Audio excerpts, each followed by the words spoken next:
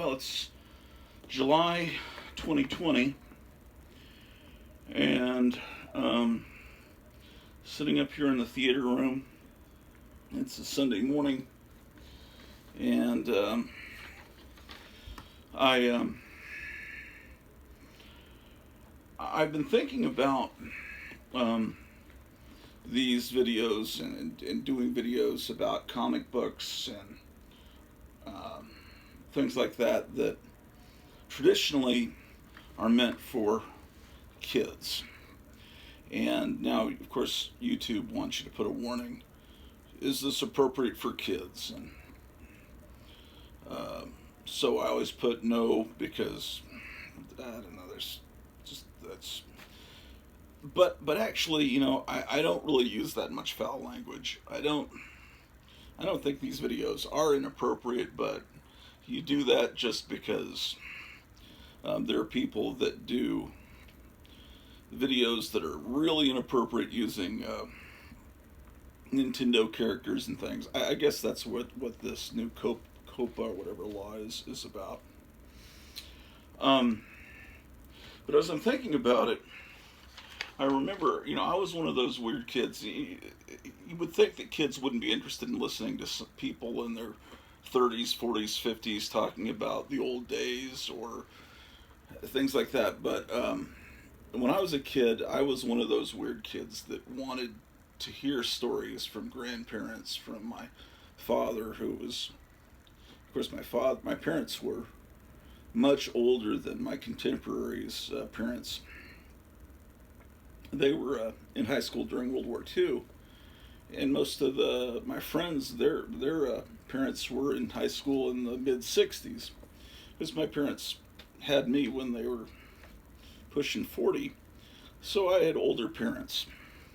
So they were kind of like grandparents in a way, and they were.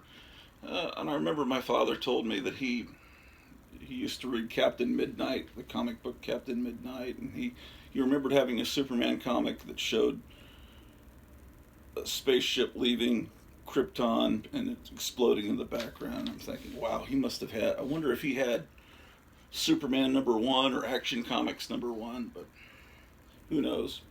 I have, as a kid, I was a lot like I am now. I was fascinated with the past, and I would go to the public library in downtown Arlington, and in the basement, they had records that you could check out and cassette tapes with old radio shows from before the days of television. And I would check them out, and I'd play them on my childhood phonograph, and I'd record them onto audio cassette, and I'd listen to them over and over again. The Shadow, uh, horror shows like The Witch's Tale, and Lights Out, and Inner Sanctum, and Suspense, and The Green Hornet, and Superman, and just I would love them. I would love the commercials. I'd love everything about them. I even made my own radio shows on audio cassette. But this was something decades before I was born. And some kids are interested in hearing old timers talk. So, in that sense, now this, I would be one of those kids that would be watching a video where someone talks about the past because I was fascinated by it. I was probably the only person in my junior high school that knew who Fibber McGee and Molly were, or that kind of thing. And then sometimes on there would be some AM stations that would play old time radio, and um, I learned about the past. I loved music from all eras, big band, classical. I learned to love all kinds of music. And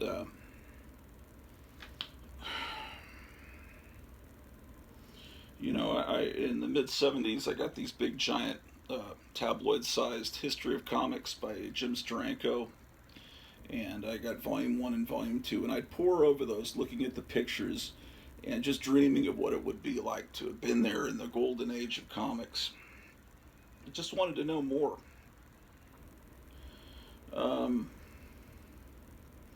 So today, kids, I'm sure there are still kids like that, but most kids, what they do, kids don't watch television today. They are completely centered on YouTube.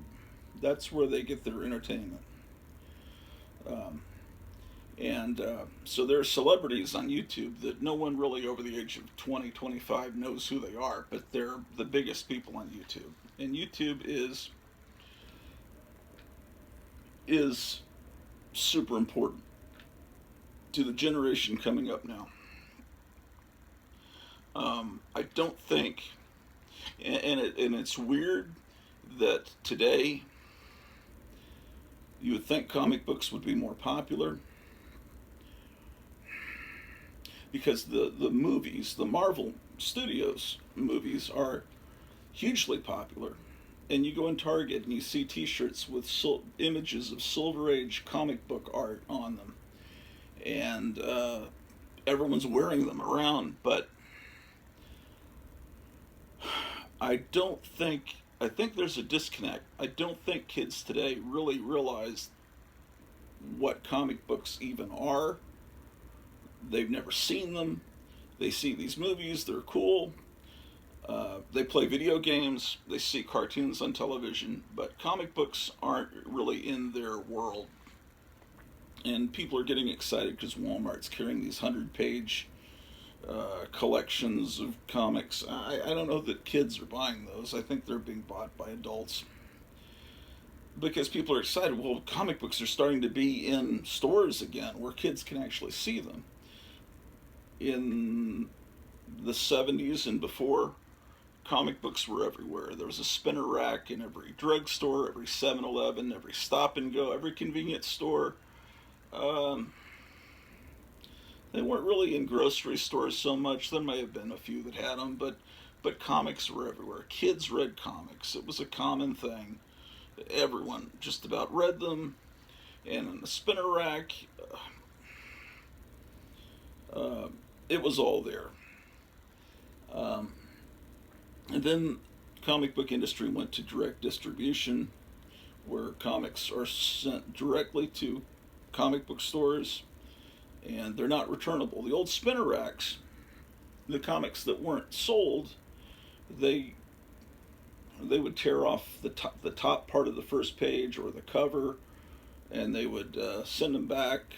Then they would count how many didn't sell, and then they'd get their money back. But now with direct distribution in comic stores, the stores, whatever they don't sell, they have to keep, and so they just keep it, and with the thought that maybe it'll go up in value someday. But usually, they wind up in dollar bins. Uh, so,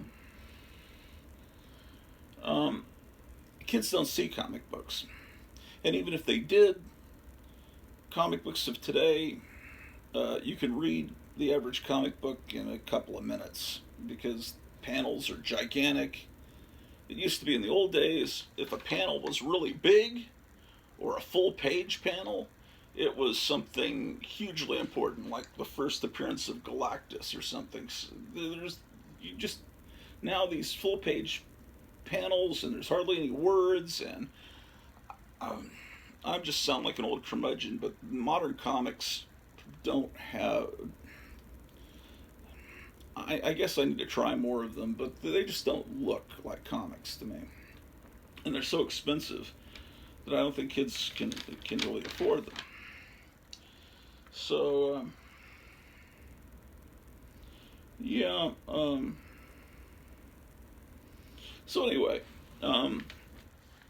kids don't read comics today.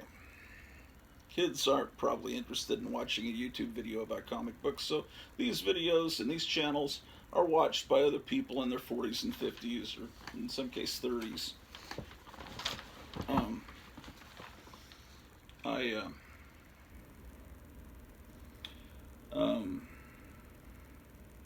I was watching a YouTube discussion yesterday, and it was a live panel discussion. They're saying, well, what is the best era of Marvel Thor comics? Where would, if you're just starting with Thor, where would you want to start with what time period? And the guy said, what was it? He said something. I think his name was Jason Aaron. He said I'd start with that, and then, which I hadn't heard that name, and then I would go with Walt Simonson, and of course I was reading it during that era. That was the era of Beta Ray Bill. Yeah, I would have been. When was that? It was at the mid '80s, so I would have been about 20. I was still reading Thor at that time, and but he didn't even mention the Jack Kirby era. And I thought, well, these people are a lot younger than me. And I looked up who Jason, I think I've had the name right, Jason Aaron, and apparently he has done a wonderful run on Thor comics in the last few years that heavily influenced Ragnarok, and I guess he's the guy that did the Jane Foster Thor that's going to be in the new Thor movie. But I wasn't reading during that time period, so I know there's good comics coming out now. I just really can't afford them, and so I don't really know. I was kind of surprised that someone didn't mention the Jack Kirby era first, but that's just me being old-fashioned, I guess. But today, comics seem to be also very, from what I understand, a lot of the creators they try to make everything super politically correct, and they insult the fans if they don't like something they've done. They insult them. They criticize them. I don't know. It just doesn't seem like. I go into there's a store called here locally called Wild West Comics, which is Lone Star Comics sold their business to this company, and they call it Wild West Comics, and it has the same number of letters, Lone Star, Wild West. So they didn't have to change the sign that much, and there's no old comics in there. I mean, it's just whatever came out that week, and gaming supplies, I guess. When Lone Star Comics first started in the 70s as a storefront business, it was called Lone Star Comics and Science Fiction, and it had comic books and it had science fiction paperbacks, and that was all it had. And of course, that was before Dungeons and Dragons came along, and that's a whole world that I never got into either. The role-playing game world, I had friends that got into it, and it seemed like it took over their whole lives. It was like they joined the Moonies or something. There, all of a sudden, these friends were always gone, and it's just like, how is this fun? I'll play Risk with you. I'll play these games that I can learn how to play in 5 minutes. But to me, it seemed like getting a college degree, just reading book after book, trying to figure out how to play these games. I remember a lot of them were, my friends in high school were playing a game called Champions, which was a superhero version of Dungeons and Dragons. They remained my friends. I saw a little less of them, a lot less of them. And I thought, well, yeah, I'm a nerd, but I can't sink that far down into nerddom. I thought, well, I have my standards. I'll stay with just old comic books. And I think what it was, when Spider-Man switched to the black costume and they did Secret Wars, I thought, I was in college, I guess, and then DC was doing Superpowers with Kirby, and I realized, oh, they're getting all the superheroes together in one place, and this comic book is advertisement for a toy line. And I saw the toys, Superpowers, in the stores, and I thought, well, I don't know, something was kind of, just something. Plus, there were a lot of other things. I started record collecting and collecting movie posters and things, and I don't know, I kind of fell out of buying a lot of new comics during that time period, which is probably wrong, because I missed the beginning of, what do you call it, to Venom and Carnage, which are beloved characters, but those things are kind of foreign to me. And I was saying in another video that's how I relate to Sam Raimi, because Sam Raimi knows the classic Spider-Man villains. He knows the pre-70s world of Spider-Man. So when he was trying to do Spider-Man 3, I think he just wanted to have Sandman and the Green Goblin coming back as Harry Osborn, stuff that had happened, you know, before like 73 in the comics, 1973 or 74. And he was pressured by the producer Avi Arad to put in Venom.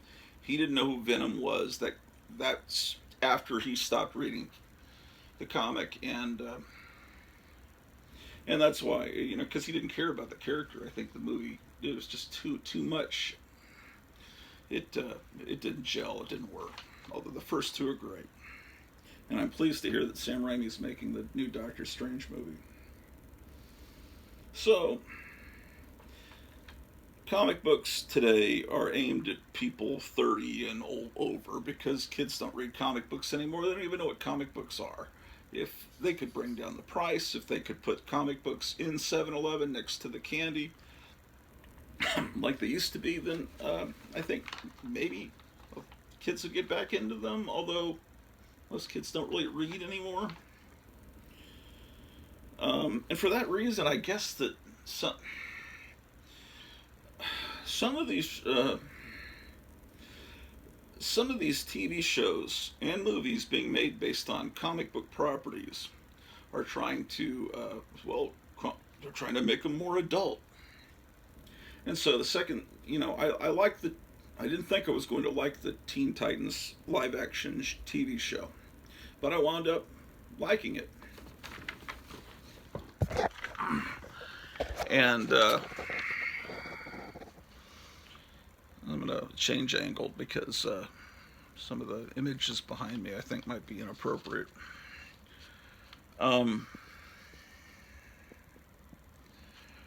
So I like the Teen Titans show, although it could have easily been with slight adjustments, it could have been made to be something that kids could have watched. It didn't have to be R-rated.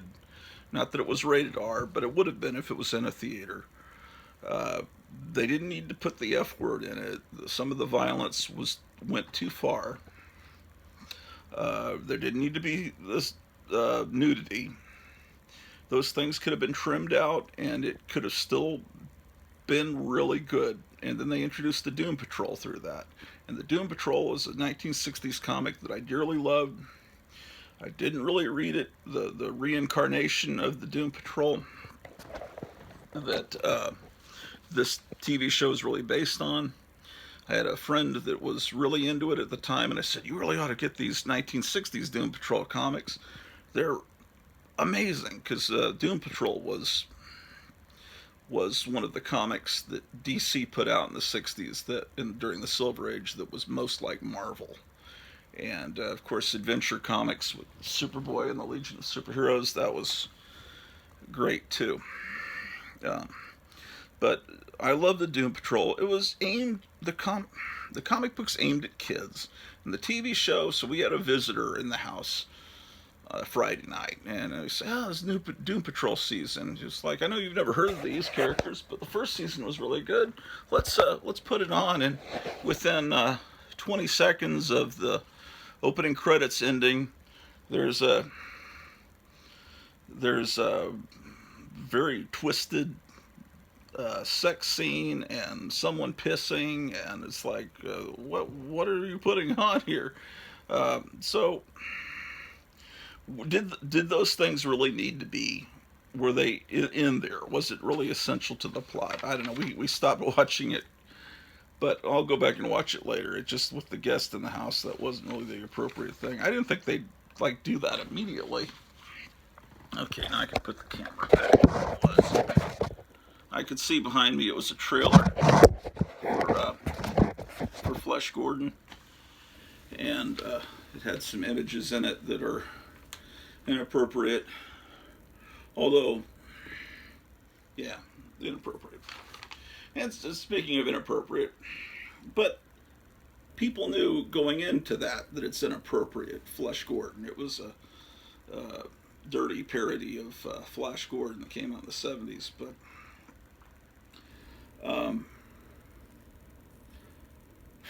Yeah, they could just easily. Oh, but Stargirl, now that I have no real problems with it. The tone of it is kids can watch that. It's not pushing some agenda. There seemed to be a little bit of agenda with the Injustice Society of America. I thought, well, are they trying to make them seem real conservative? Is this like an anti-Trump thing? Or then I thought, well, maybe it is. But then the Stargirl and her family seem like conservative, all-American people that would probably vote for Trump. So maybe the villains. I'm sure that it's not the way the producers are thinking, but the villains to me almost seem like deep state kind of. I don't want to get too political with it. But what else? I wrote down some ideas of shit to talk about here. Oh, Batman the Animated Series in the 90s was one of the best animated, if not the best, action animated series in television history. Right up there with Johnny Quest. Um, there was a 60s Hanna-Barbera Fantastic Four cartoon that was really good. And then in the 90s, there was a Fantastic Four cartoon. The second season was really good. Of course, in the 90s also, there was an X-Men cartoon on Fox and a Spider-Man cartoon on Fox. Oh, the 60s Spider-Man cartoon was good too. And I love the Grant Trey Lawrence Marvel superheroes cartoons from the 60s, although they're not really animated that much, but they're more like slideshows. But I love them. With the voices and the music, they're amazing.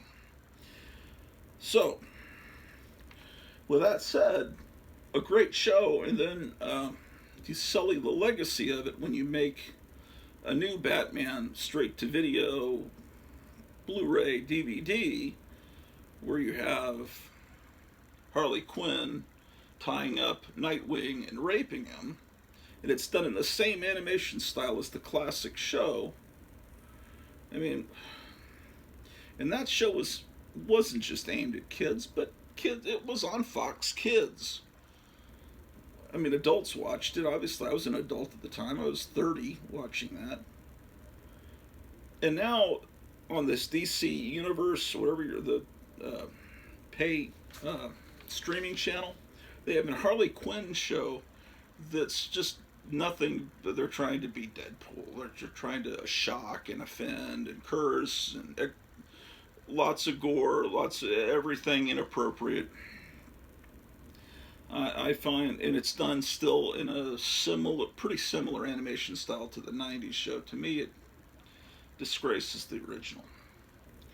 I mean, it's just like I wish there were still just 3 Star Wars movies, and they'd never done the prequels. They'd never done these latest 3, however many there've been. Really, those were the ones that were done well. And if they wanted to go forward, they should have used the original cast while they were still relatively young. But they didn't. Oh well. Marvel Studios, those films are great. Looking forward to the new movies. Oh yeah, I wrote down the guy's name was Jason Aaron. I guess is that what I said earlier? So you can tell me in the comments below. Is this guy really great? I don't know, because all I do is read the old stuff. I've seen some people lately speculating. I think it was I was watching. I think on the Night Tiger channel, he just had gotten a Son of Satan #1, and then there's a guy named ETA Nick that was showing like a whole bunch of Son of Satan comics, and he was he seemed to not really like them much. He was just saying, I'm pretty sure that this is a character that's going to be put into the movies or the TV shows soon, so he's kind of hoping. He just says, I hope that's true so I can sell these off, because I don't really want them. Son of Satan was an interesting character that I just don't think it's just hard to. I remember at the time, it's just hard to believe that there was a kids comic called The Son of Satan, and that was when Marvel was, had a whole lot of horror comics, and The Exorcist came out, and they needed to, have some double comics. So The Son of Satan is kind of like, in a way, like Thor. His father is Satan, and I think his mother is just a normal human, as I recall. And he was an exorcist. I think his name was Damien Hellstrom. And his sister was Satana, who was an evil character. And it was never a popular series. They brought it back in the last 15, 20 years called Hellstrom, but it was just a funny thing to have a superhero with a pitchfork and a upside down star on his chest and all that. Pentagram, is what I should call it. So yeah, those comics I bought when they came out. So let's see. I went to the other day. I did a little video about the Thor comics I had. I went and got a couple of. I went and I actually tried to use the video that I shot to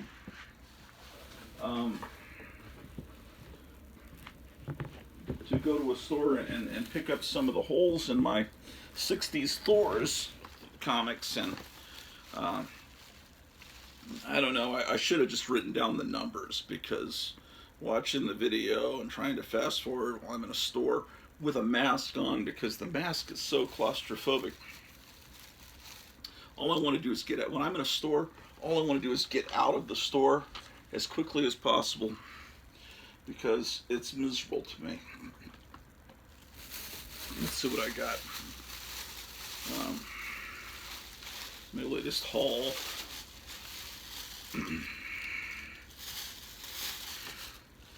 So, let's see, I got a copy of Hulk 154.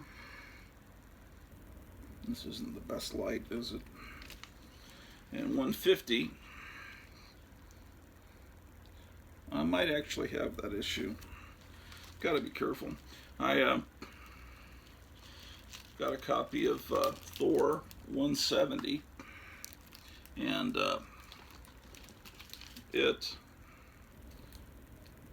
it was once owned by Charlie Brown owned this, and I thought, I know that's not a date stamp, and it's just interesting to see someone wrote the actual date and year they bought this comic.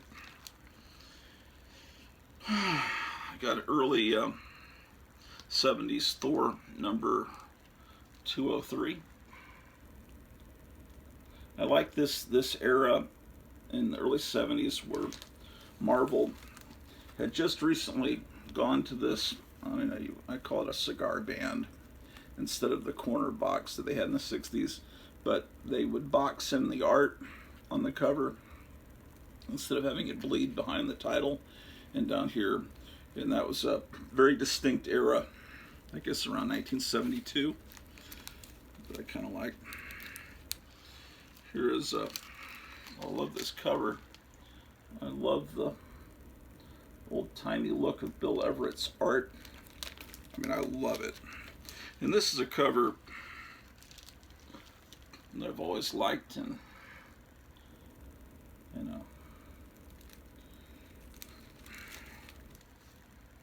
this must have been sitting there at Duncanville Comics for decades, because you can tell the plastic and the bag has kind of shriveled up.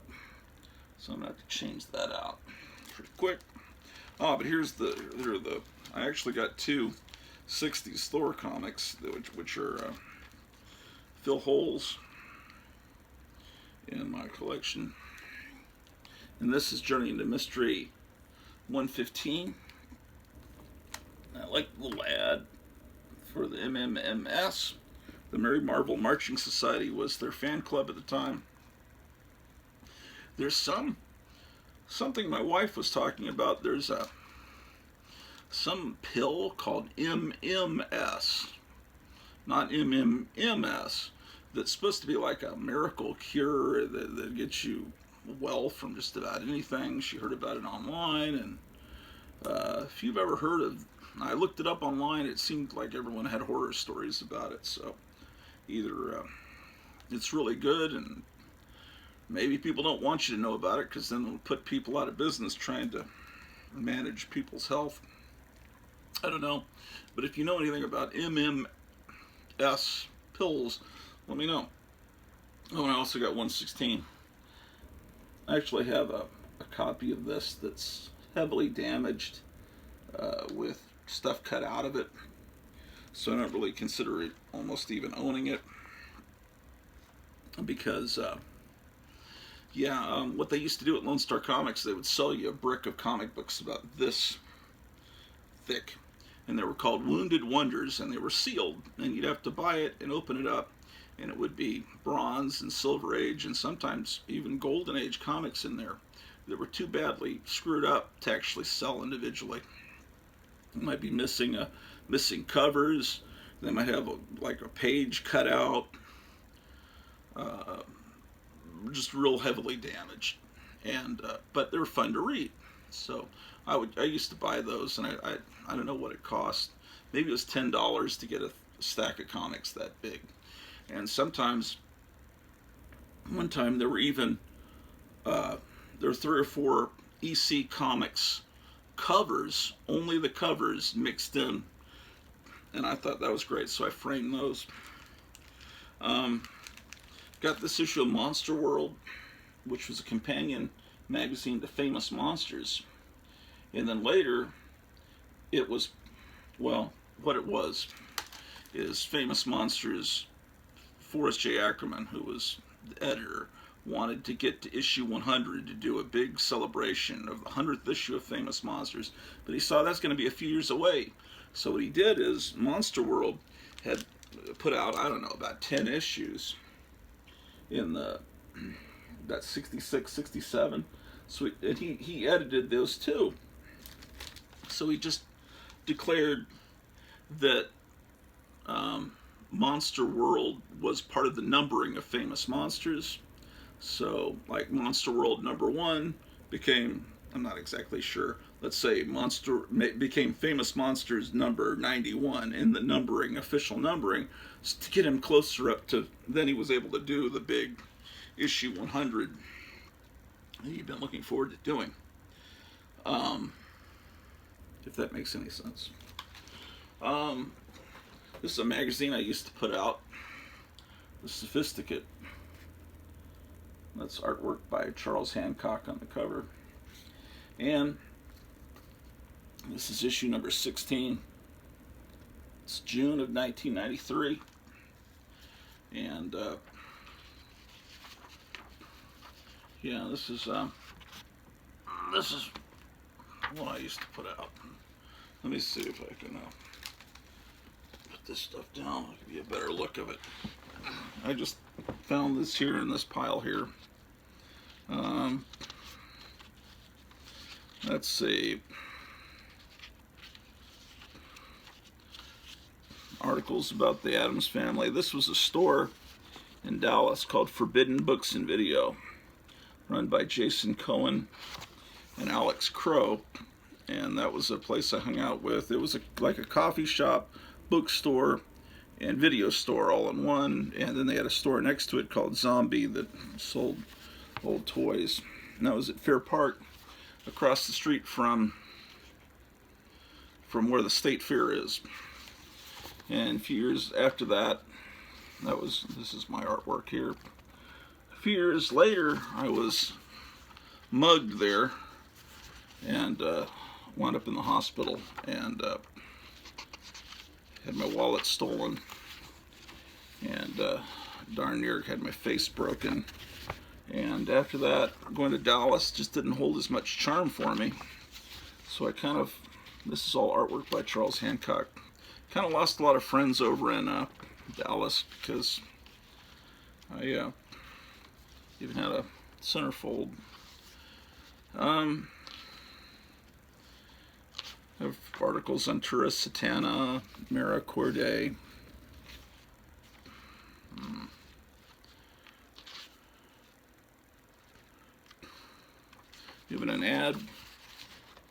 to the Carousel Club, Jack Ruby's club. Sure, stuff in here that wouldn't do today, but article on Carolyn Jones.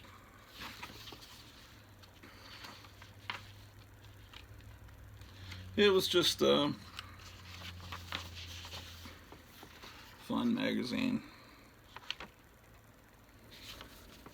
that I put out, and this, I only did a couple of digest-sized issues. Usually it was a bigger size, and this is me advertising a magazine that a friend of mine put out called Macumba, but I did that artwork. I was experimenting with Zipatone in the days before computers. That's how people did shading. Oh, interesting. Well, almost fell over there. What else is fascinating in here?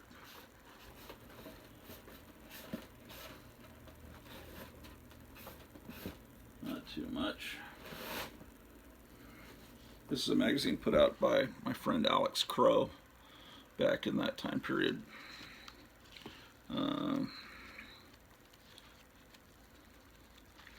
Yeah, ad for Forbidden Books.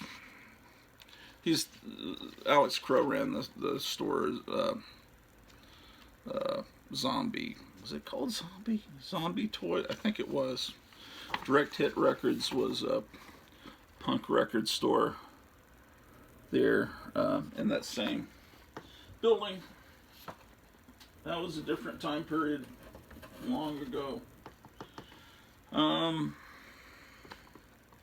So, basically, just telling you that I guess the whole premise behind what I'm saying today is I think comic books that were meant for kids, I don't think you should throw surprises at people. And you can make Teen Titans and Doom Patrol adult shows that would appeal to adults without putting nudity and extreme violence. And then, you know, they had this new Robin,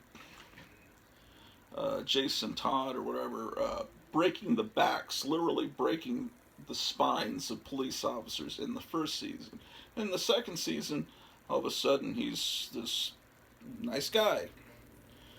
Because I guess they realized, maybe there's a lot of fan mail about this actor. So they decided, we're going to change our minds and make him a nice guy. Things like that were weird. I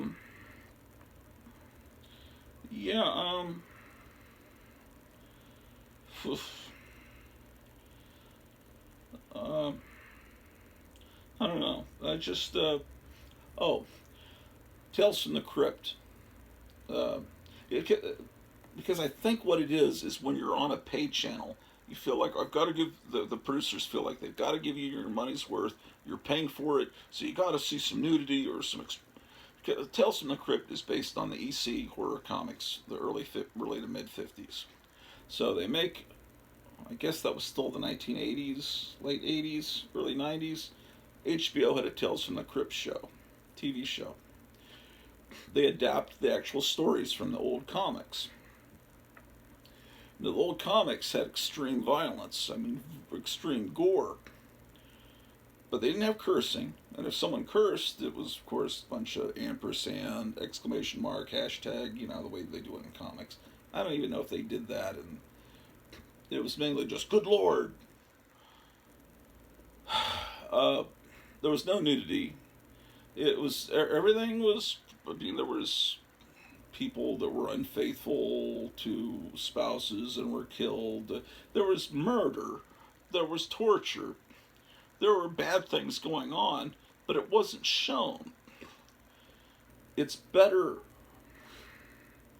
to not. They should have in that show kept to the same tone as the original comics. Don't put the nudity in. Don't put the cursing in. Keep the violence the same way. Maybe even set it in the 1950s, and it would have been better, because what made the EC Comics. I mean, because if you've got uh, Ward Cleaver come in, and there's June Cleaver, and all of a sudden he pulls out an axe and cleaves her skull in two, there's a shock value in that, and there's a humor value in that it's so wholesome 50s looking, and that would have been the way I would have gone with that TV show because it lost me. I wanted to love it, but I love westerns. There was a show I think also on HBO or Showtime called Deadwood, and it looked great. The actors were great. Every line of dialogue, literally, they must have said the F word 1,000 times in every hour-long episode. I mean, they would the actor would it got to the point where it was ludicrous that you could say the F word 5, 6 times in one sentence. Even in hip hop music, it's not said that much. And you say, well, the old days in the Wild West, they used a lot of profanity. These are, yes, and that word did exist then, but I'm pretty sure it takes you out of the show, and it's like no matter how much they spent on making the show look great, it's like you're no longer there. You're taken out, and you're realizing, oh, okay, they're just trying to shock me. I think in the Wild West they would have used more religious-based profanity, like "goddamn" or "Jesus." I think they would have used. I think in the 1800s, the profanity that they would have used in the saloons would have been more religious and "son of a bitch" and that kind. I don't think the F word would have been. Who knows? I wasn't alive then. It doesn't seem right. It doesn't seem period authentic to me. Could be wrong. So I didn't like that. I just, I guess there's a time and place for that kind of offensive content, and I don't think it's in things that traditionally have been for kids. So I understand now why Buddy Saunders at Lone Star Comics became so angry at DC Comics back in the 80s when they were putting, what was the character? Lobo, was it? That was a guy from outer space, like a biker that was a rapist and all this. And then he was in the Superman comics. But then they had a separate Lobo comic where they showed all the perverted stuff, and then you thought, well, a kid could pick up the Superman comic that's aimed at kids, and then think that this Lobo comic's okay.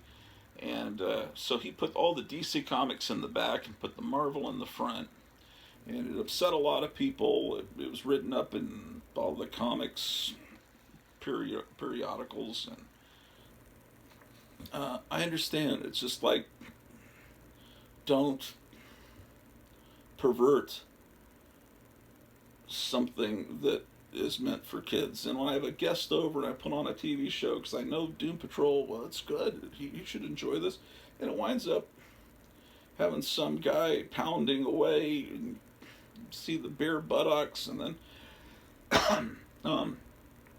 it's just like, what's going on in the people's minds that made this show? Why is that important to show?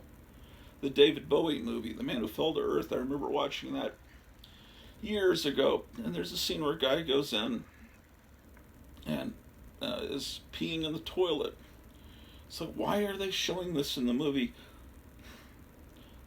Oh, well, I just thought maybe there was a reason why they showed that, because he came from a planet, I think, where they were running out of water.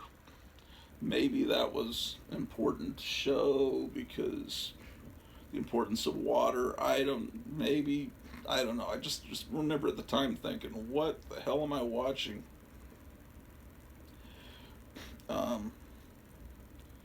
I don't know. So, as far as entertainment, I guess I'm running out of things to say.